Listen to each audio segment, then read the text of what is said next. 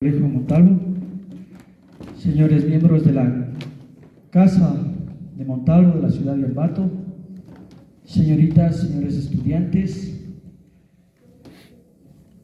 señores y señoritas estudiantes que van a participar en este encuentro organizado por la Casa de Montalvo, bienvenidos a esta su casa. Señoritas y señores estudiantes del colegio, es un honor tenerles a ustedes también aquí en este magno evento que cuenta con la presencia de autoridades de la Casa de Juan Montalvo y en este caso también del señor embajador de la República del Ecuador. Muchísimas gracias por haber venido a esta su casa y esperamos pues que no sea la primera ni la última vez que vienen acá. Para nosotros es un honor el tenerles aquí a todos ustedes y esperamos que este evento sea digno de nuestro patrón, Juan Montalvo.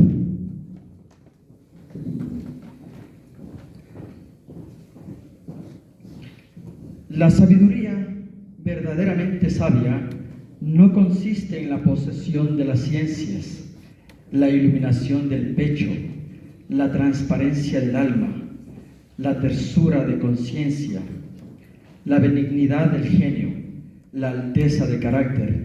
Esta es la ciencia grande. Tomado del libro El Cosmopolita de Juan Montalvo.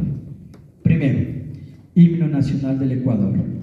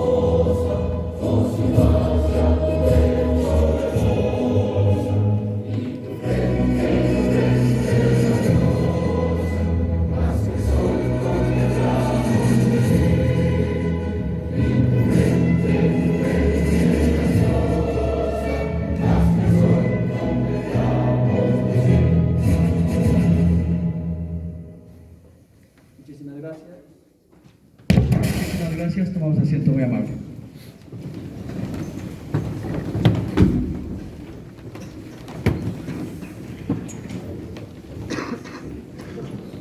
Saludamos y agradecemos la presencia del señor embajador, el doctor Claude Lara Brucesi, embajador de la República del Ecuador.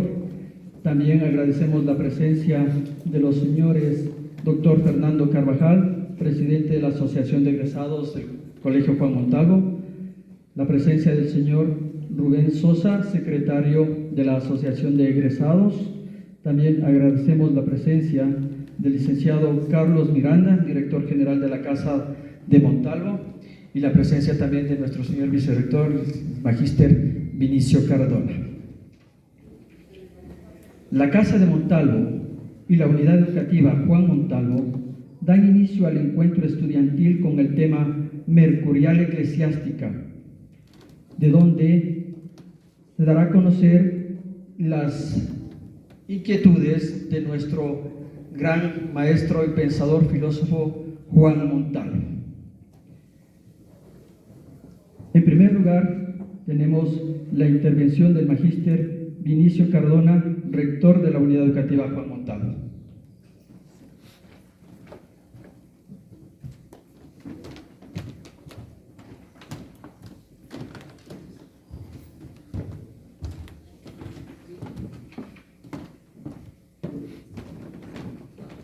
Muchas gracias, estimado Fernando.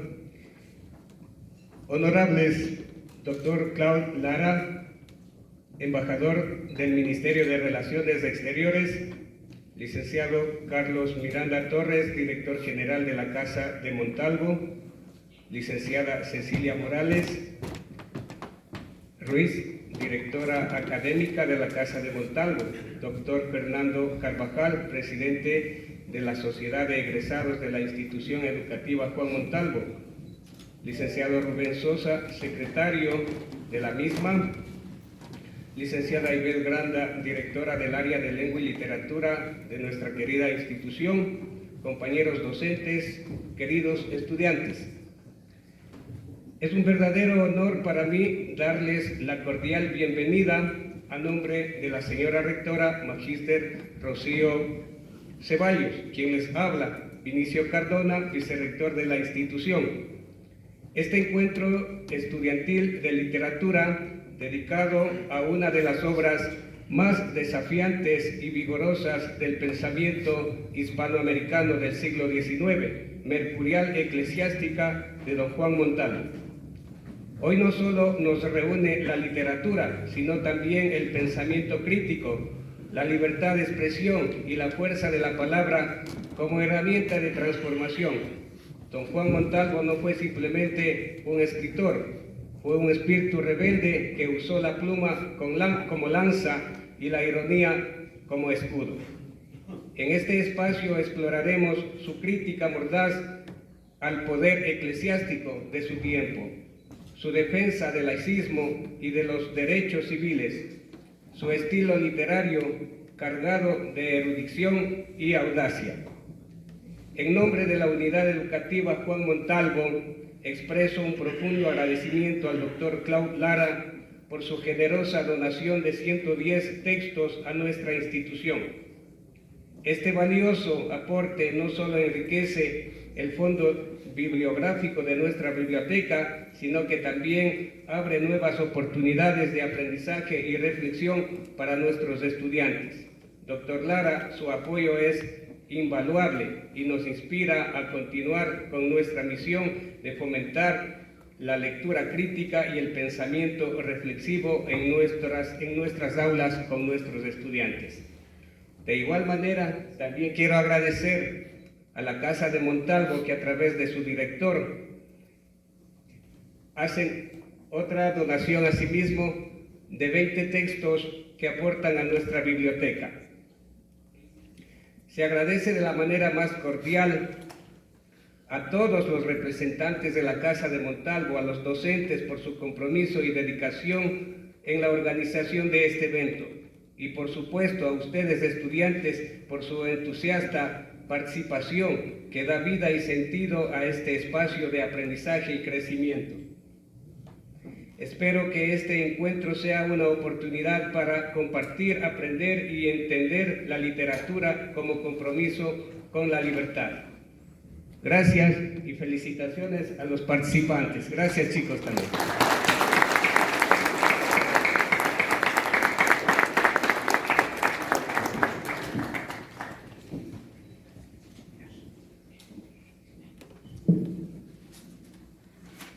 pueblo en donde la libertad es efecto de las leyes y las leyes son sagradas por fuerza de un pueblo libre.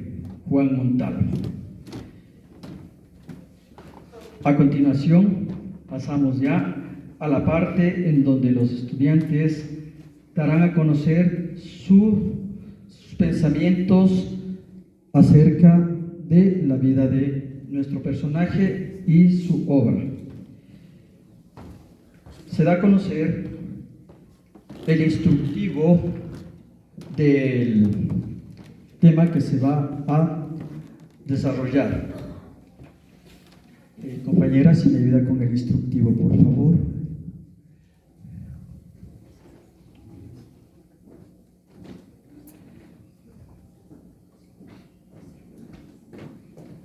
Tema: Mercurial Eclesiástica. Participarán 12 estudiantes de primeros, segundos y terceros de bachillerato de la Unidad Educativa Juan Montalvo de la ciudad de Quito. Cada estudiante tendrá una intervención de hasta 5 minutos en la que expondrán su trabajo y al final emitirá un mensaje dirigido a los jóvenes. El participante deberá sujetarse estrictamente al tema propuesto. Cada uno de los estudiantes que intervenga en este encuentro recibirá una medalla, un diploma de participación y un paquete de libros. La aceptación de la participación de cada estudiante se deberá enviar con los nombres y apellidos para el establecimiento educativo al que pertenece. A continuación, dado ya el instructivo, pasamos con la participación de nuestro primer estudiante, el señor Matías Moreira.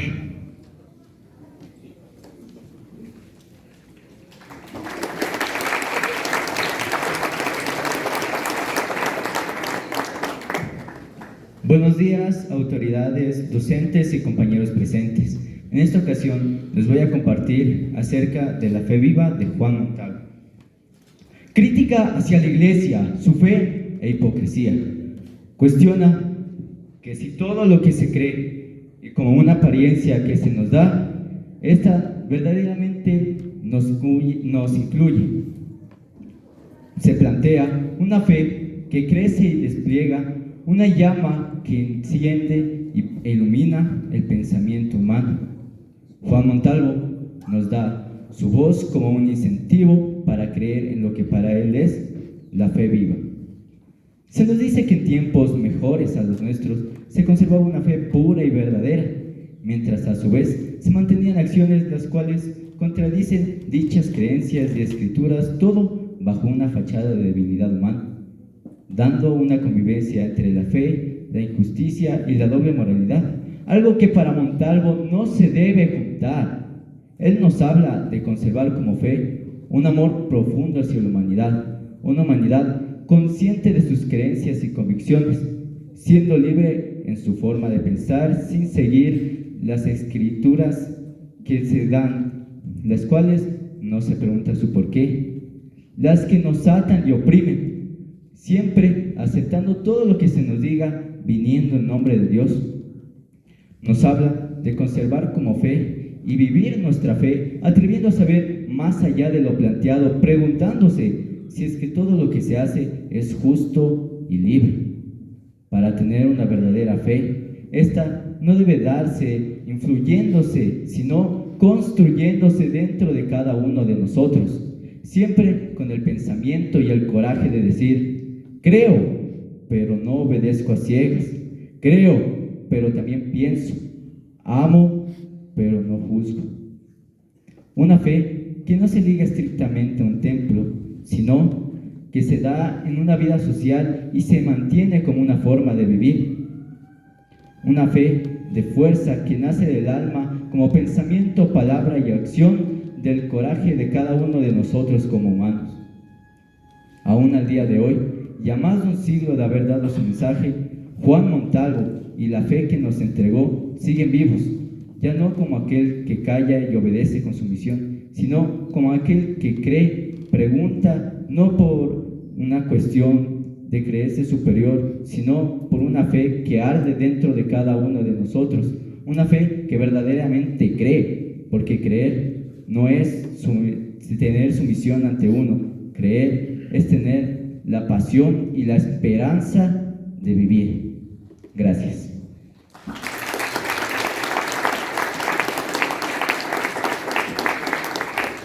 Muchísimas gracias. A continuación, la señorita Emilia Casco.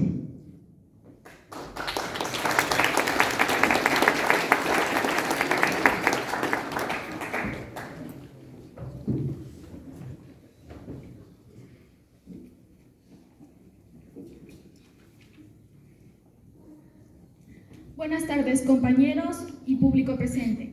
Hoy les voy a hablar sobre la fe en la aldea. La fe en la aldea es una fuerte crítica a la religión institucionalizada en la figura del sacerdote y su influencia en las zonas rurales, a través de la narrativa irónica y sarcástica.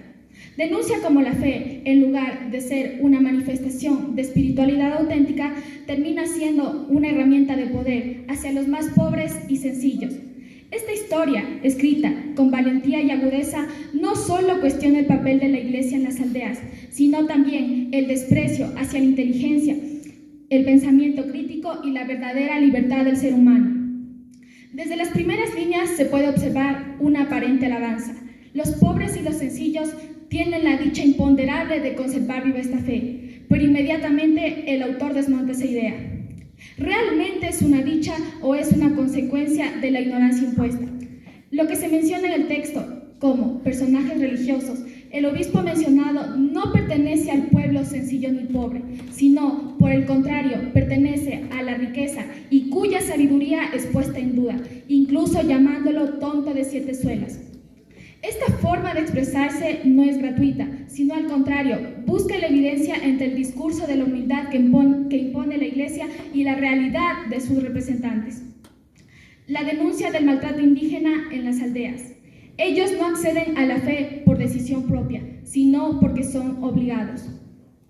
Se dice que al indio lo llevan amarrado a confesar, se le cobra por el sacramento y si no paga la doctrina recibe azotes. ¿Puede considerarse esto una verdadera conversión espiritual? ¿Dónde queda la libertad religiosa? Lo que se conoce como poder sagrado es en realidad un abuso de autoridad. El sacerdote, en vez de imponer confianza y libertad, con su doctrina impone el miedo y la violencia. Esto pone en evidencia en esa fe en la que tanto se alaba no es más que una sumisión disfrazada. La actitud de la inteligencia frente a la Iglesia. El obispo menciona que las inteligencias tienen una mayor tendencia al error, como si pensar por uno mismo fuera pecado. Esta frase revela el verdadero temor de la institución, el pensamiento crítico, cuando las personas comienzan a pensar y a cuestionar por su propia cuenta. Por eso el obispo prefiere hablar en aldeas donde, según él, la palabra del sacerdote es sagrada, porque allí no será contradicha. La ironía del autor es evidente cuando dice que menciona que el obispo prefiere hablar entre yeguas y carneros, como si quisiera ser entendido solo por quienes no pueden rebatirlo. Esto no es solo una crítica a la Iglesia o al obispo, sino a la religión institucionalizada en mantenerse donde no se le cuestione. La fe que se vive allí no nace en base a la libertad, sino nace por el miedo, la costumbre y la obediencia. No es fe verdadera, sino una sumisión. Esto nos invita a pensar, a nosotros como jóvenes, a crear una conciencia libre de las cadenas de la ignorancia. Gracias.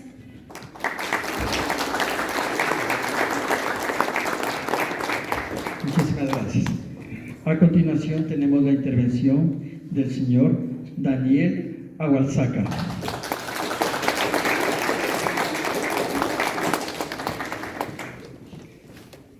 La justicia divina tarda, pero llega. La justicia humana ni tarda ni llega. Juan Montalvo. Buenos días, estimadas autoridades y público presente. Hoy les voy a hablar sobre un capítulo titulado El juicio de Dios. Y en él, Montalvo no habla de la religión como si fuera un creyente, sino que usa la sátira y la burla para demostrar cómo muchas personas se esconden detrás de la religión, pero no actúan por vocación ni con moral. Uno de los personajes más importantes de este capítulo es un obispo. Lo interesante de este obispo es que demuestra esa doble cara que a veces vemos en las personas que tienen poder. Por fuera parecen buenas, pero por dentro no lo son. El mismo obispo confiesa que se hizo sacerdote por algo que él llama calabazas. Aquí, Montalvo utiliza un lenguaje comúnmente utilizado en España. Dar calabazas significa que alguien fue rechazado en el amor. Entonces, el obispo se unió a la iglesia por despecho. Incluso lo dice con burla. A esa Merceditas le debo todo. ¿Quién hubiera creído que las calabazas se me hubieran convertido en mitra? Esto nos demuestra que su papel en la iglesia no es sincero, sino una forma de escapar de sus fracasos personales. Montalvo lo critica duramente por esto. Otro momento fuerte e interesante es cuando aparece un gendarme que es como un policía. El obispo lo ve y se asusta, piensa que vienen por él, pero cuando se da cuenta de que no vienen por él, sino solo se llevan al cocinero, se tranquiliza y hasta se vuelve valiente.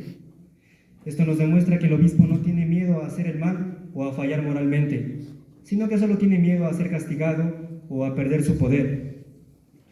El cocinero en realidad no es un personaje importante aquí. Montalvo únicamente lo utiliza para demostrarnos cómo el obispo solo se preocupa por sí mismo y actúa por voluntad propia. Esto nos da a entender cómo muchas autoridades religiosas no tienen miedo verdaderamente al juicio de Dios, sino a perder su comodidad o su poder. Además, Montalvo critica duramente a las personas que los alaban. Dice que los únicos que alaban al obispo son sus curas o frailes, que también se benefician de su poder. Incluso las personas que lo critican dicen de forma de burla como es buen muchacho, pero no muy feliz en amores. Esto hace aún más fuerte la burla hacia el obispo, pero igual lo mantiene en su puesto. En general, este capítulo no solo critica a una persona, sino a una actitud muy común, la hipocresía. Personas que se disfrazan de buenas, pero que actúan por interés. Personas que hablan de religión, pero no temen a hacer el mal. Montalvo, con su crítica fuerte y directa, nos recuerda que el verdadero juicio no es el que está allá afuera, sino el que cada uno enfrenta con su conciencia.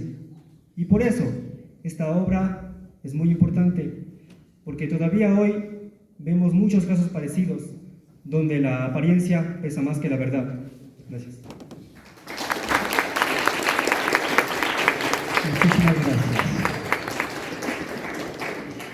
Tenemos la intervención de la señorita Dafne Pulupa.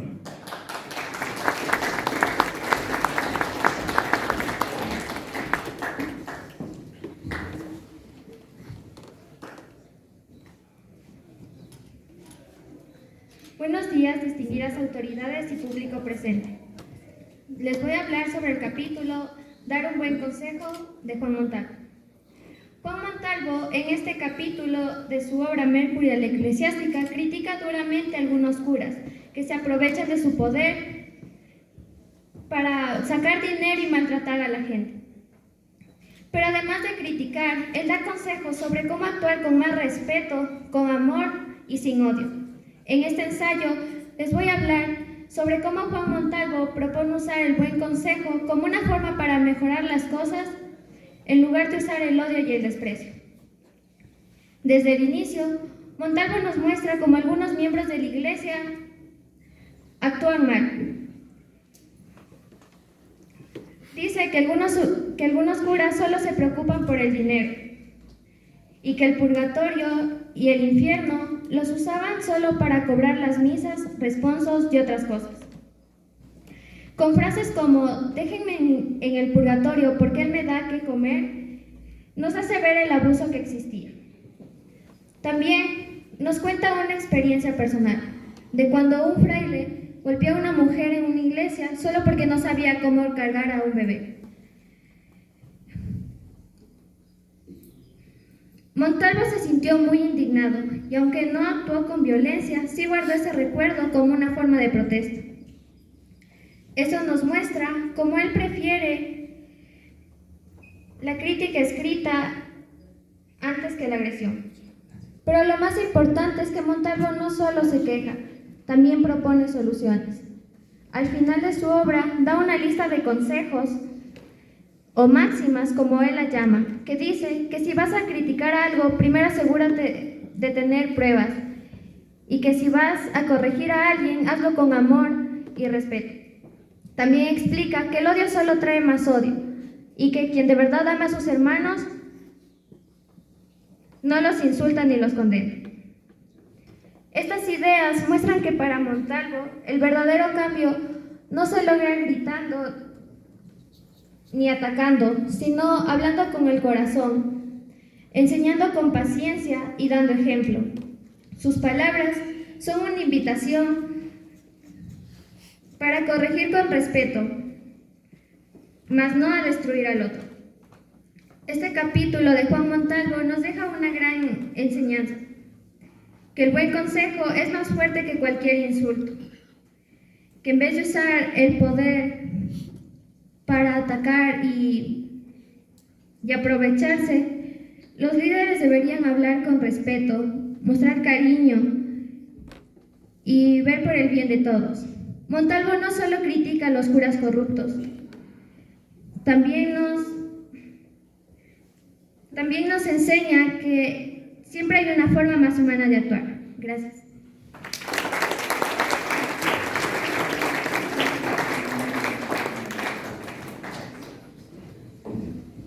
Muchísimas gracias. A continuación tenemos la intervención de Heidan Dumawala.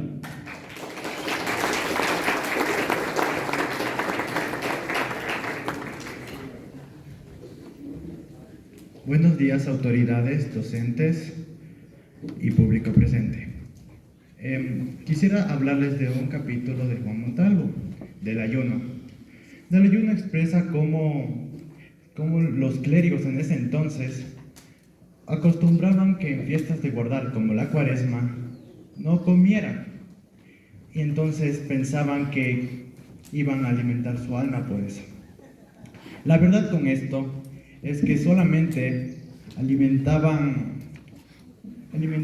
nada, porque eran bastante crueles y no hacían lo que se supone que la iglesia difundía.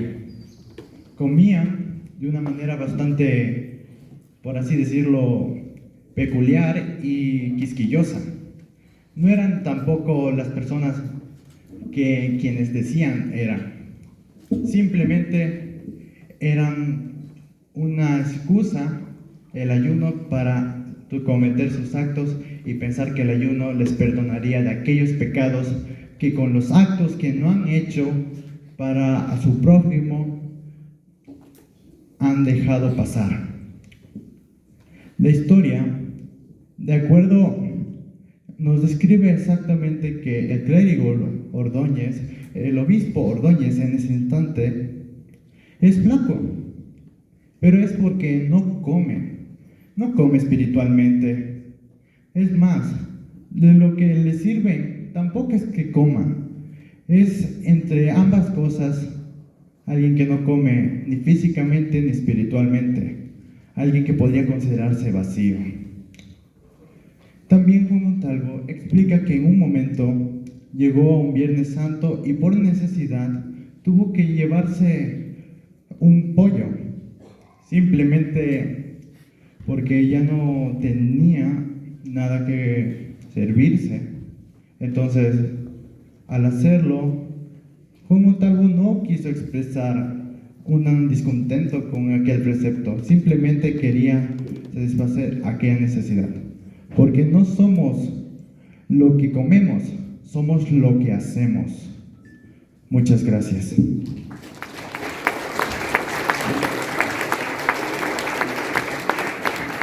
Muchísimas gracias.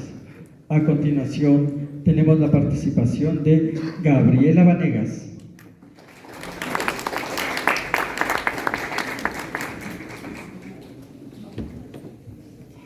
Muy buenos días a autoridades, licenciados y público presente.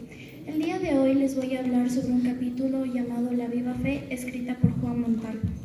Juan Montalvo nos habla del contraste que hubo acerca de las creencias y la fe en esos tiempos y nos quería dar a conocer de cómo mismo era la religión. En primer lugar, les voy a hablar sobre un arzobispo llamado Torquemada. Torquemada era un hombre que mató y quemó a 8,000 personas diciendo que lo hacía en nombre de Dios. Esto le molestaba mucho a Juan Montalvo, ya que él se preguntaba y decía: ¿deberíamos agradecerle entonces a los españoles porque nos trajeron la clase mulata? Recordemos que la clase mulata era la mezcla entre un español y un indígena. Entonces Juan Montalvo se preguntaba, ¿deberíamos agradecerles? Claro que no, ya que ellos lo único que hicieron fueron abusar a nuestros indígenas. Entonces Juan Montalvo nos trataba de indicar de que en esos tiempos, con la cosa de la cuaresma, es en donde no comen carne ni toman café, ya serían perdonados de sus pecados. Mientras que la cosa no era así, ya que ellos hablaban mal de su prójimo, mataban, y también si veían a un brujo o un esclavo que se rebelaba, lo mataban y quemaban. Y lo más horrible era que para infundir el miedo a los ciudadanos, los mataban y quemaban enfrente de ellos para así imponerles la religión. Entonces Juan Montalvo nos trata de explicar y decir que no solo se necesita de la colonización que obviamente los españoles nos trajeron y igualmente sus reglas de la religión, sino que nos trata de decir es que debemos comer bien, tener buena salud y amar a nuestro prójimo y hablar bien de ellos. Entonces, esto es lo que nos explica Juan Montalvo de la hipocresía de la religión en esos tiempos. Muchas gracias.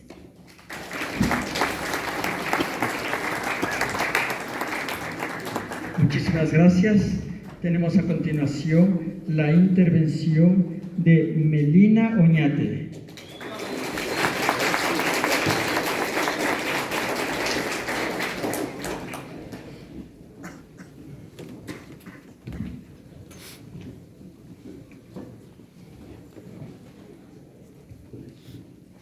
Buenos días con todos los presentes. El día de hoy les voy a exponer mi ensayo titulado La defensa apasionada de Montalvo. Juan Montalvo, defensor incansable de la libertad de pensamiento, nos entrega en nuestro adorable Redentor una obra que no pretende ofender a la fe, sino entregar una defensa ética y cargada de emoción, marcada por su indignación ante la hipocresía eclesiástica. Lejos de tratar de ser una burla o una bofetada, como lo denominan sus detractores, su texto es una confrontación directa contra los abusos del poder clerical.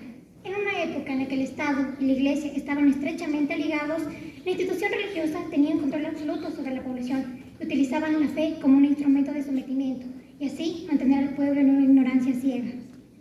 Montalvo, fiel a su lucha incansable, no se queda en silencio. Por supuesto que no iba a hacerlo, y con su pluma en mano, su corazón ferviente y su apasionada valentía denuncia la manipulación de la religión para ofender su mensaje y también defender su obra.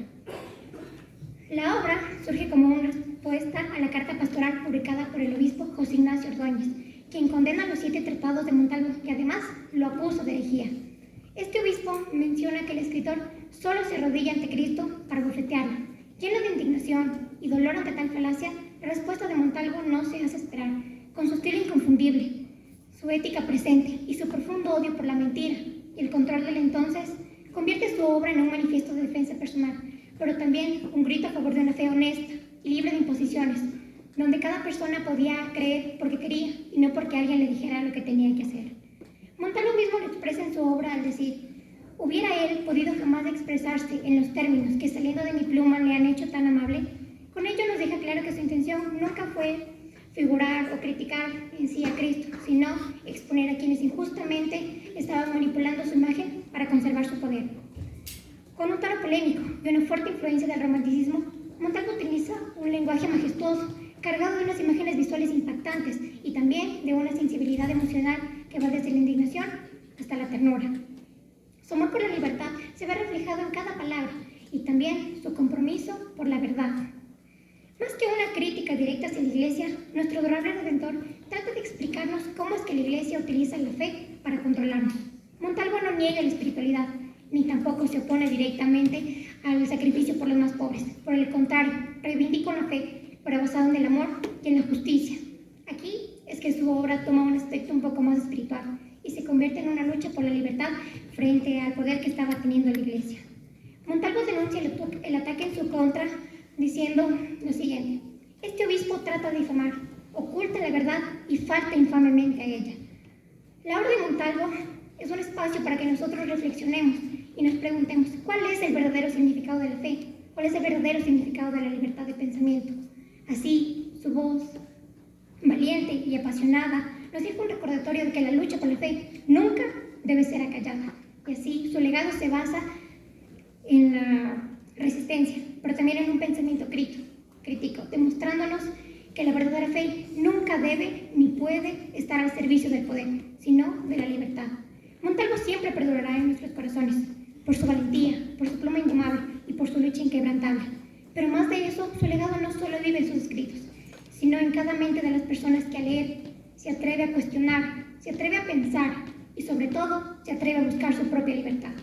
Gracias.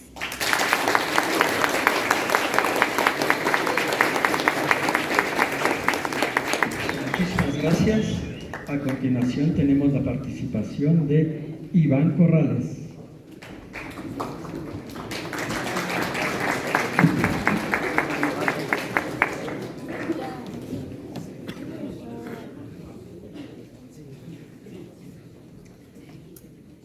Buenos días con todos. El día de hoy les quiero hablar sobre las penas eternas. Cuando hablamos de penas eternas, más de uno pensará que nos referimos a un castigo divino, a tormentas llenas de desdicha y sufrimiento al rojo vivo. Y si las penas eternas no fueran eso, si fueran cicatrices de lo que somos o heridas punzantes de lo que hacemos. Juan Montalvo desafió todo un dogma cuando puso en juego el infierno del que tanto se hablaba. Él no fue hereje por gusto, por capricho, por el simple morbo de molestar la tranquilidad de clérigos y seguidores. Él lo hizo por algo mucho más fuerte, por algo mucho más grave.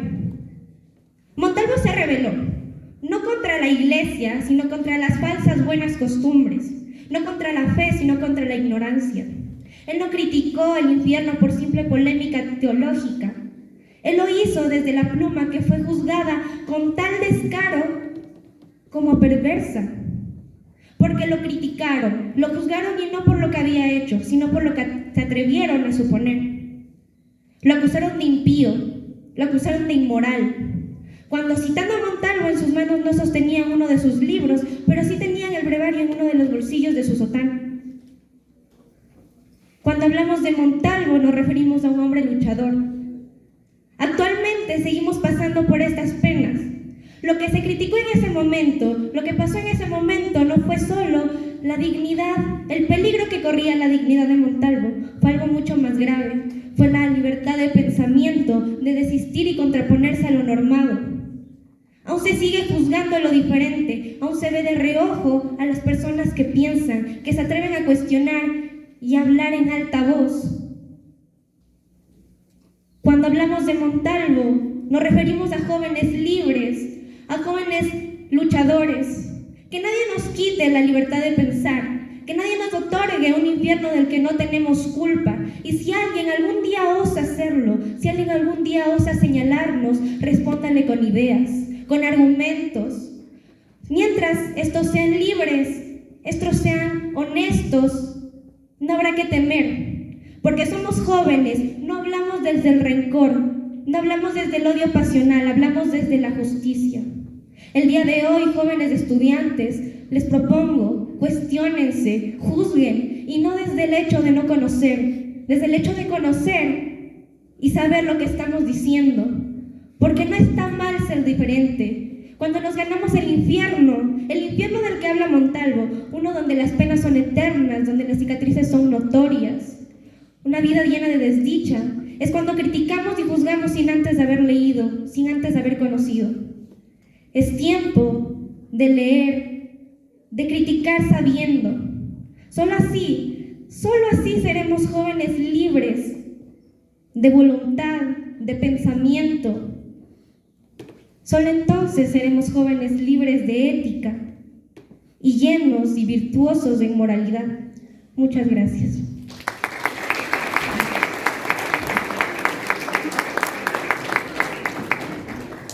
Muchísimas gracias. A continuación tenemos la intervención de Génesis Limaico.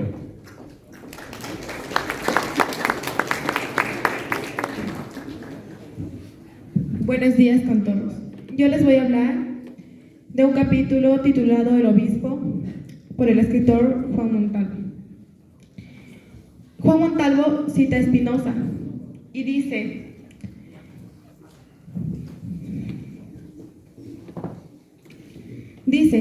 que antes de indignarnos o entristecernos, primero debemos comprender. Muchas veces reaccionamos sin saber por qué, y así corremos con el riesgo de cometer injusticias. Solo si después de entender esto vemos motivos para entristecernos o indignarnos, esos sentimientos tienen sentido. Sin comprensión no hay derecho a condenar. Sin inteligencia, humildad y compasión no hay justicia verdadera. ¿A quién creer al valorar una obra? ¿A un sabio por su virtud o a un ignorante? 7 tratados fue condenado por el arzobispo de Quito como herético, pero también elogiado por académicos y gobiernos que lo han comprendido. Montalvo prefería quedarse con la opinión de quienes han visto en él profundidad y moral, y no en la de clérigos que solo han visto blasfemias por ignorancia. Algunos también dicen que han visto bondad en sus escritos, y Montalvo valoraba mucho esas opiniones. La bondad no grita ni presume, pero es lo que él más respetaba. Confiaba más en el juicio de un sabio por su juicio justo, en el de un sacerdote que solo condenaba sin entender. No estaba en contra del clero como institución, estaba en contra de los sacerdotes ignorantes, corruptos y dañinos. Él quería un clero virtuoso, lleno de compasión, que eduque e indique. Eso valía la pena. Pero un sacerdote lleno de vicios era peligroso, aún más para un pueblo que aún no progresaba. El clero podría ser guía o lastre según su integridad. Pero más importante que la sabiduría es la cordura, que es el equilibrio, la compasión y la mansedumbre. Sin ella, incluso el hombre más sabio se pierde, pero el hombre cuerdo salva. El fanático, el violento solo destruye. Por ejemplo, San Ambrosio enfrentó el poder con firmeza, pero sin odio. Eso es ser autoridad moral. Muchas gracias.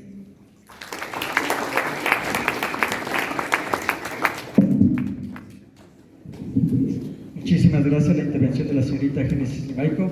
A continuación tenemos la intervención de Josué Bolaños.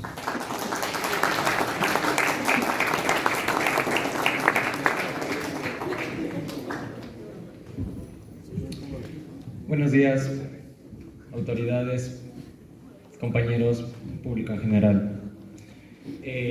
Yo les voy a compartir un capítulo llamado Honestidad de las costumbres. En el siglo XIX, época en lo que cuando pensábamos podía ser causa de rechazo o de castigo, Juan Montalvo utilizaba su voz y su escritura para defender la justicia y la verdad. En este capítulo él nos deja una reflexión y una advertencia, y es que el poder no siempre tiene la verdad, sino de quien se atreve a pensar y a cuestionar lo establecido. Juan Montalvo en este capítulo responde con ironía y firmeza a sus críticos, que decían que no obedecía a la honestidad de las costumbres. Pero Juan Montalvo utilizó un recurso, y es que ellos nunca habían leído su obra. Mientras tanto, gobiernos como el de España o el de Francia y varios académicos como el de El Salvador y Venezuela elogiaban el valor lingüístico de Juan Montalvo. Entonces, acá podemos analizar de que mientras algunos lo condenaban desde la ignorancia, otros lo elogiaban en base al conocimiento. Juan Montalvo defendía una moral no construida sobre tradiciones ni normas impuestas, sino una moral con base a los valores y al conocimiento. Este capítulo es un llamado urgente a las nuevas generaciones, ya que en nuestro mundo moderno, tan tecnológico, hay varias informaciones falsas, opiniones vacías. Por eso es importante saber lo que estamos diciendo, entender lo que estamos leyendo. La verdad no viene del miedo ni del silencio, sino que viene de decir lo que otros callan, de escribir lo que otros temen, de siempre luchar por una sociedad más justa y más honesta. Jóvenes, que Juan Montalvo nos inspire, no a temerle a las críticas, sino a utilizar a la verdad como herramienta de cambio. Porque el pensamiento libre, cuando es valiente, cuando es honesto y cuando es justo, siempre puede cambiar al mundo. Muchas gracias.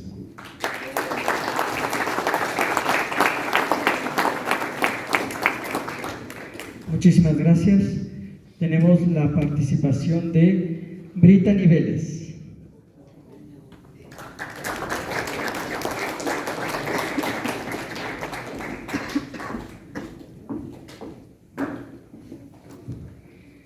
Buenos días con todas las autoridades presentes y compañeros. Yo voy a hablar sobre el capítulo La aparición. En un viaje de Europa al Nuevo Mundo, desde 10 o 12 días de navegación, de repente, una tarde, sin haberlo pensado ni soñado, el padre Ordóñez, vestido de obispo, comparece sobre cubierta. ¿De dónde salió? ¿En dónde estuvo metido durante todo este tiempo? Pues, para nadie es sorpresa que todos a bordo quisieran echar al agua a un clérigo. ¿Por qué? Porque dicen que son de mal agüero, que acarrean naufragios y desastres. Escapó en mala hora. Pues él lee allí discutiendo a brazo partido con los que desean escucharla. ¿Dios sí es tonto, el clérigo?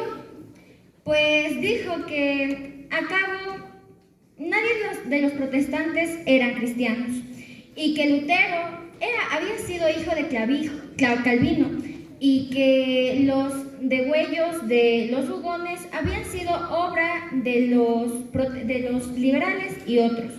Los hugonotes, bueno, en su concepto, eran una flor innata de los ultramontanos y fue por eso que los masones los habían hecho asesinar. Esta palabra tan bonita, hugonotes, extasiaba en él. Los hugonotes, decía a cada paso. Los hugonotes. ¿Los hugonotes, señor obispo?, le corrigió un chileno. Sí, señor, sí, los hugonotes. El hijo de Lutero le ponía de malas. Lutero le parecía un dragón con solo haber tenido un hijo. Este santo inocente de obispo que no conoce la grandeza en la vida que es el tacto de un niño, según un poema oriental. Pues él era un hombre más feliz con ver al hijo a brazos de su esposa,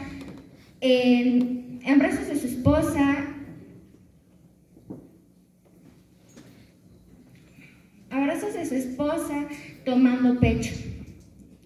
Lutero, si le hubieran dado un poquito más de tiempo, él hubiera amado, se casó, fue un gran hombre, un gran obispo, era una persona súper buena. Pues los clérigos católicos habían dado muchos espectáculos y habían hecho muchas formas de picardía. Por eso ellos debieron estar perseguidos y mordidos al refugio profundo e invisible de las profundidades. Gracias.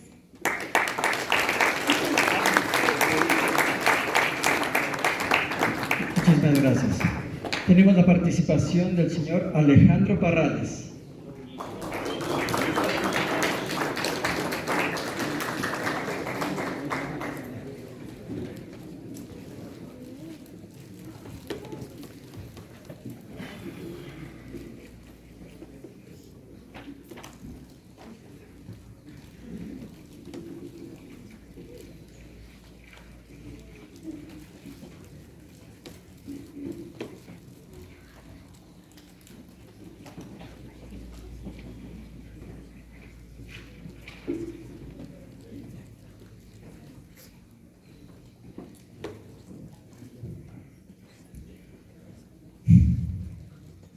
días, público presente, autoridades. Hoy les voy a hablar sobre el libro, hoy les voy a hablar sobre el capítulo José Ignacio. ¿Qué sucede cuando quienes predican la moral y la santidad no la practican en su vida diaria? ¿Cuántas veces no hemos conocido personas detrás de una imagen responsable que esconden un interés egoísta? Hoy les invito a reflexionar sobre la importancia de la coherencia entre lo que decimos y hacemos. El personaje central de este capítulo es José Ignacio, símbolo de contradicción entre la apariencia y la realidad. Muestra una fachada de santidad y devoción religiosa, pero en su vida cotidiana es una persona egoísta y corrupta. Juan Montalvo expone cómo esta doble vida es una realidad frecuente. Predican lo que no practican e ignoran lo que les conviene. Esta hipocresía afecta la credibilidad de la Iglesia, mostrando cómo manipulan la moralidad del pueblo. El poder eclesiástico no se limita solo a lo espiritual, sino que también influye en lo político, conformando así una alianza Iglesia-Estado, que se convierte en abuso y manipulación. Montalvo denuncia que esta unión es un problema para la justicia y la libertad social. El capítulo termina llamando a limpiar la corrupción de la Iglesia y recuperar la espiritualidad auténtica, basada en la honestidad y la justicia. José Ignacio, entonces, es el símbolo de lo que se debe cambiar para construir una sociedad justa y transparente. En conclusión, debemos exigir honestidad y transparencia en las instituciones que influyen en nuestra moral y política, para así poder construir un futuro digno. Muchas gracias.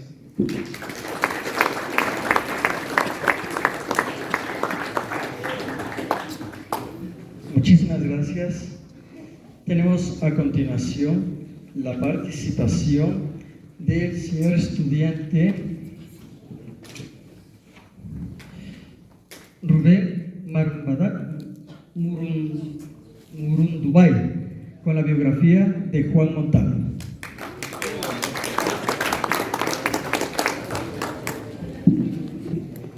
Buenas tardes con todos, autoridades, docentes presentes y público en general.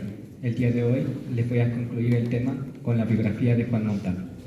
Juan Montalvo nació en el año de 1832 en Ambato y falleció en París en el año de 1869. ¿Quién fue Juan Montalvo? Juan Montalvo fue un novelista y ensayista ecuatoriano, muy reconocido por su estilo combativo y liberal, y por no oponerse por los gobernantes de esa época, como era Gabriel García Moreno. Nació en una familia muy modesta. Su padre fue Marcos Montalvo, el que era comerciante. Desde pequeño sintió un interés especial por la filosofía y la literatura, lo que lo llevó a estudiar en el Colegio San Fernando, el cual se graduó de profesor filósofo en el año de 1848. También quiso estudiar Derecho, pero lamentablemente lo dejó a medias. Entre sus obras más importantes se encuentra El Cosmopolito, el cual se trata sobre las injusticias de Gabriel García Moreno. Otra obra muy reconocida son Las Catilinarias, que trata sobre dos ensayos que denuncian las injusticias de Ignacio Veintimilla. Uno en especial es Mercurial Eclesiástica, donde relata las injusticias del clero y que el Estado no debe ser influenciado por la Iglesia. Como estas obras exponen de las críticas de los gobernantes, a Juan Montalvo se le excluyó de Ecuador, haciendo que viviera en países como Colombia y París, donde finalmente fallecieron. ¿Cómo nos deja de conclusión la biografía de Juan Montalvo? Como estudiantes de Juan Montalvo, nos deja la enseñanza que nosotros debemos buscar la libertad, la justicia que nosotros nos merecemos, siempre y cuando sea de la forma correcta. Muchas gracias.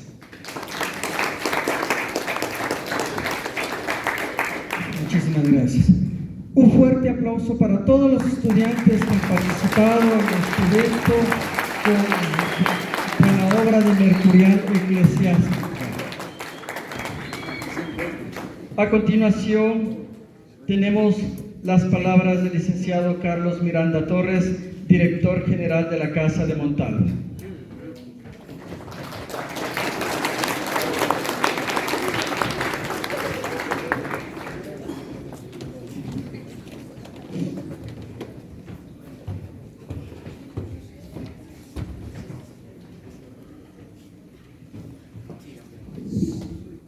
Muy buenos días a todos, señor vicerrector, personal docente, alumnado de esta emblemática unidad educativa Juan Montalvo, señor embajador Clodo Lara Brocesi, funcionario del Ministerio de Relaciones Exteriores del Ecuador, señor presidente de la Asociación de Egresados de este plantel, señor doctor Rubén Sosa, queridos compañeros de la Casa de Montalvo, señores estudiantes, amigos todos. En esta mañana nos hemos reunido en este salón, en donde lo primero que vemos son dos retratos que llaman poderosamente nuestra atención. Primero, el de don Juan Montalvo, que es el patrono del establecimiento, y luego el de Eloy Alfaro. ¿Por qué están esos retratos aquí? Primero, porque Montalvo fue el abanderado del pensamiento liberal ecuatoriano y el más grande escritor de todos los tiempos.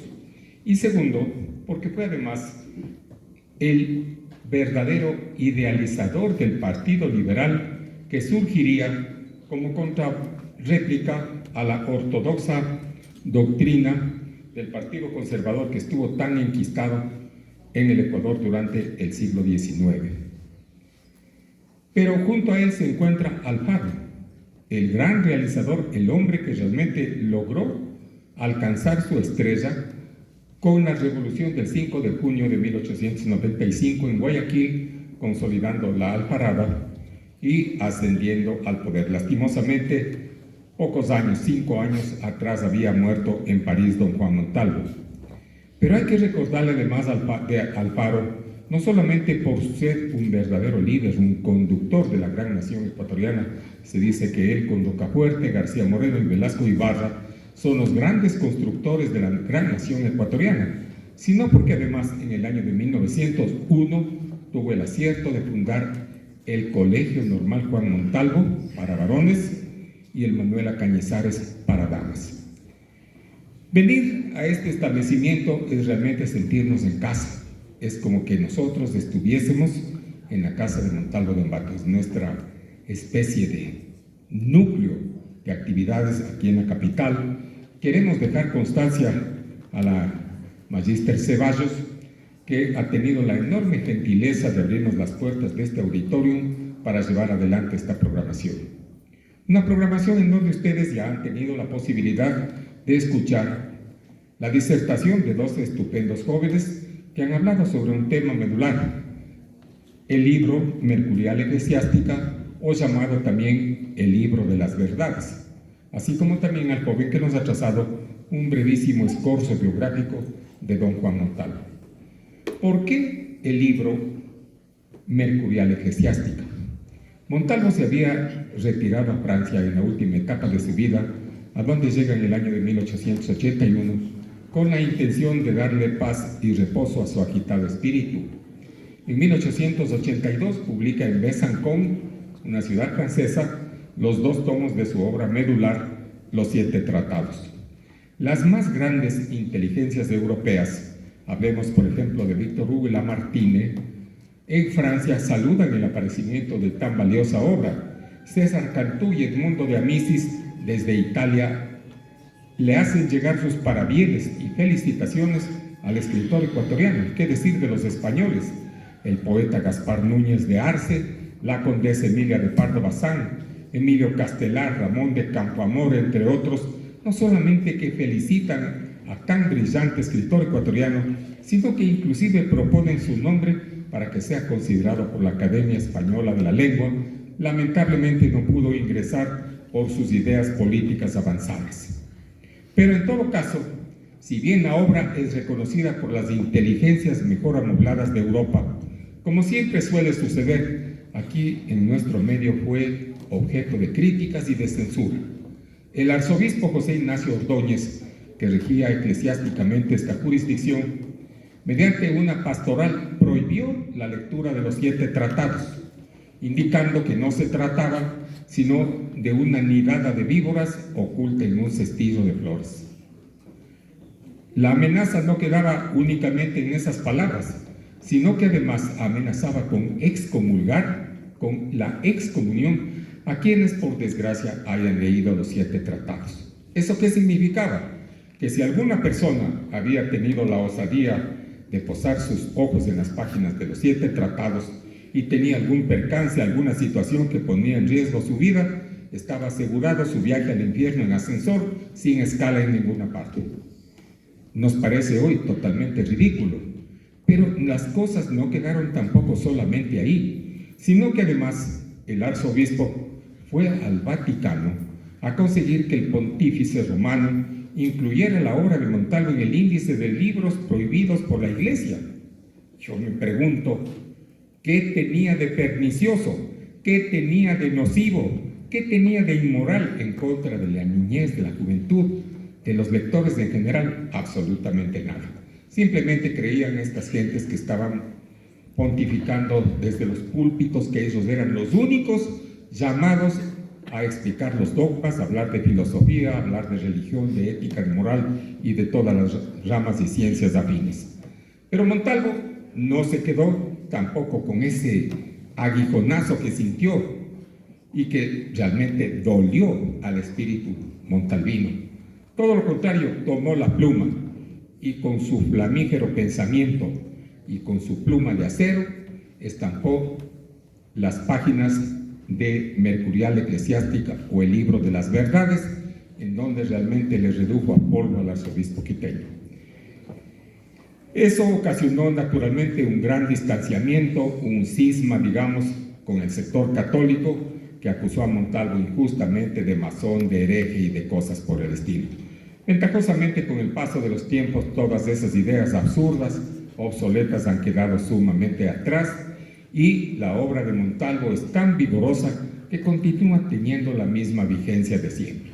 Hoy hemos tenido la ocasión de escuchar capítulo por capítulo los comentarios que de una manera tan acertada y sucinta nos han hecho quienes nos han antecedido en el uso de la palabra. Decirles finalmente que para la Casa de Montalvo, para la dirección académica, es realmente un motivo de honda complacencia estar presentes aquí en la institución montalvina.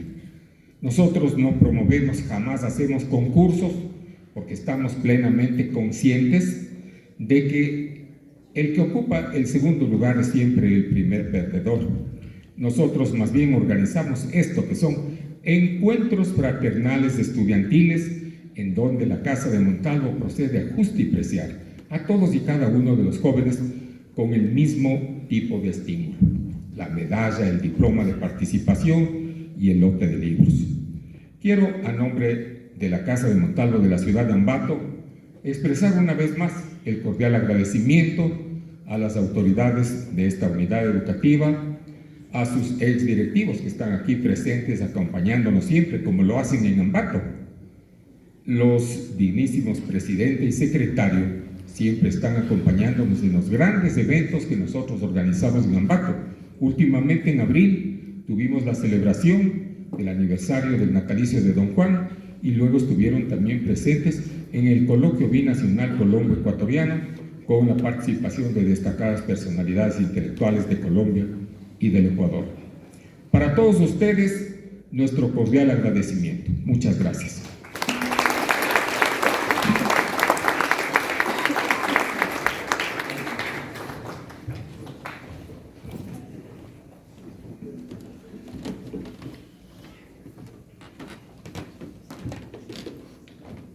Con las malas lecturas se va perdiendo poco a poco el respeto a la religión, la vergüenza y hasta el mismo pudor natural.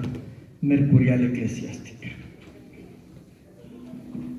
A continuación, haremos la entrega de medallas, diplomas y obsequios de un lote de libros montalvinos. Solicitamos la presencia de las autoridades del plantel, de los invitados especiales, para hacer la entrega de las medallas, diplomas y obsequios a los estudiantes participantes.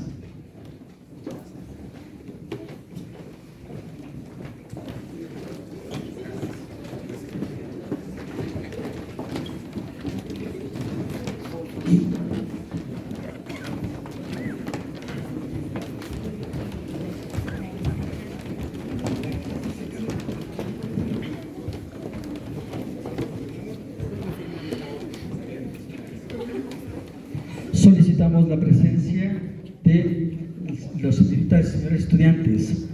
Matías Moreira.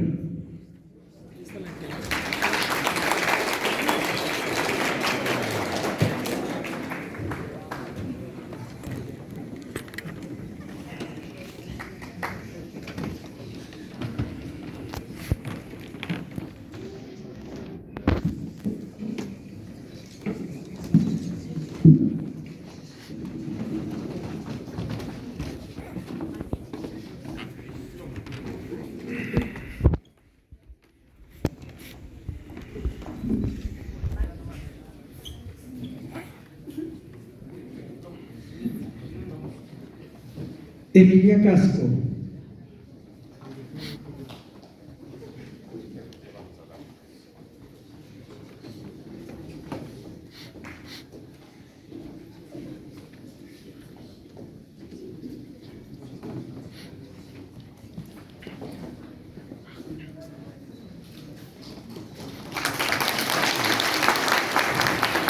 Daniel Aguanzaca.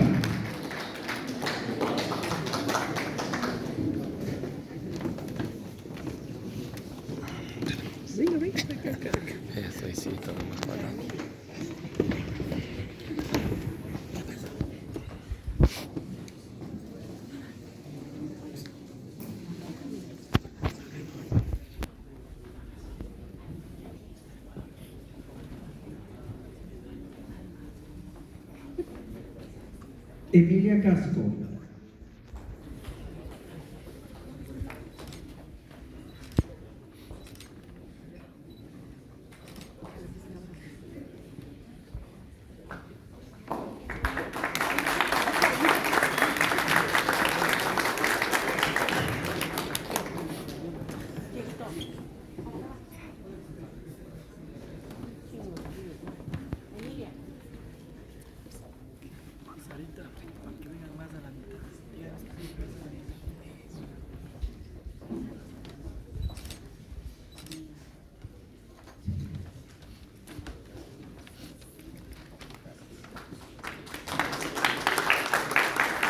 Daphne Pulupa. Sheila Dumaguala.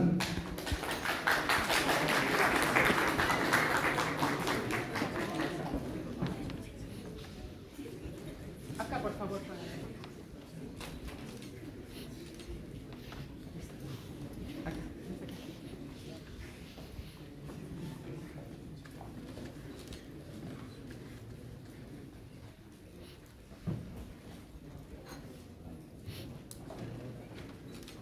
Gabriela Vanegas.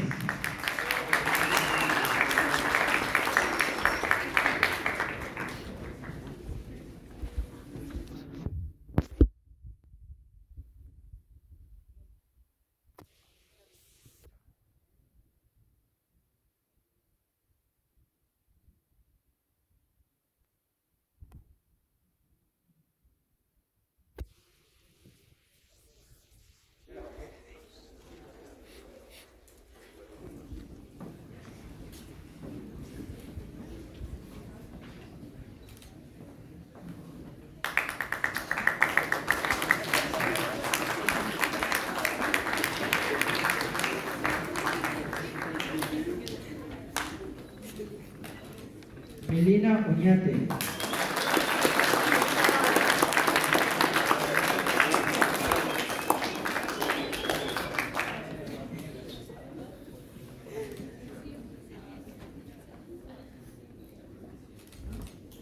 Ivonne Corrales.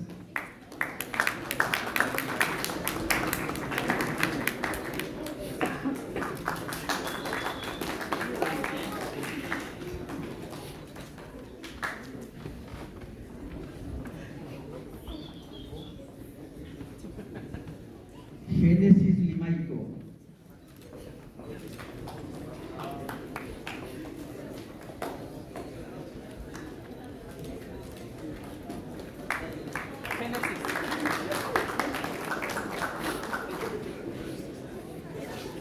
Josué Bolaños.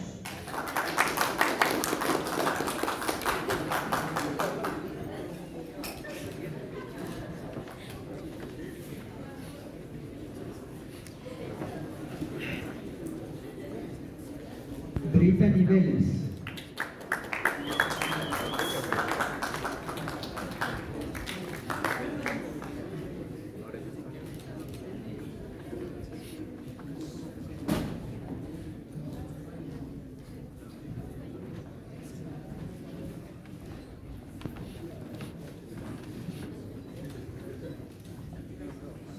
Alejandro Parrales.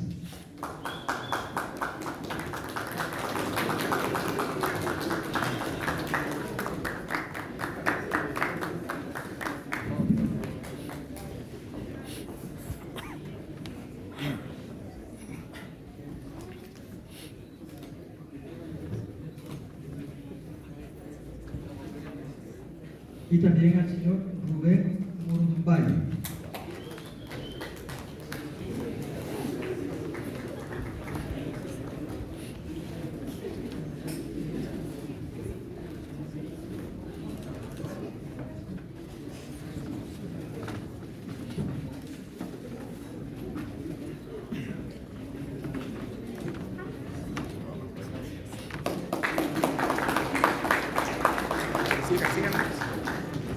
Muchísimas gracias. A continuación tenemos la intervención del señor embajador, doctor Claude Lara Bussesi, que nos va a hacer la entrega de unos textos a la institución. Un fuerte aplauso para el señor embajador.